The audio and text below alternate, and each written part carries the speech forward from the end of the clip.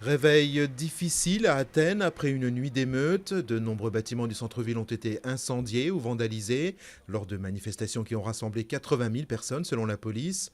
Le gouvernement grec a fini par annoncer des élections anticipées en avril prochain, après avoir obtenu dimanche le vote en faveur d'un nouveau plan de rigueur qui devrait permettre le déblocage d'une aide de 130 milliards d'euros pour la Grèce.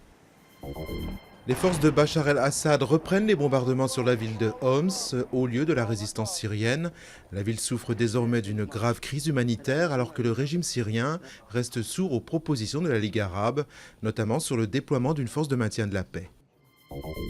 16 ans de prison dans le procès de l'amiante en Italie. Le tribunal de Turin a condamné à une peine lourde les deux accusés du drame italien de l'amiante. L'ex-propriétaire du groupe suisse Eternit, Stéphane Schmidaini, et le baron belge Jean-Louis de Cartier de Marchienne.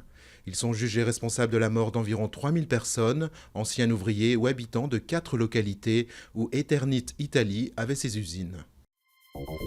Nicolas Sarkozy continue à entretenir le suspense sur sa candidature officielle à la présidentielle, attendue cette semaine.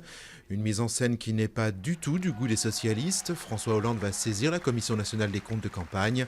Le but, dénoncer l'utilisation des moyens de l'État à des fins de campagne électorale par le président de la République. Vega, le dernier né des lanceurs européens, a décollé avec succès pour son premier tir lundi depuis le centre spatial guyanais de Kourou. L'agence spatiale européenne dispose désormais d'une gamme complète de lanceurs avec Ariane 5 et Soyouz.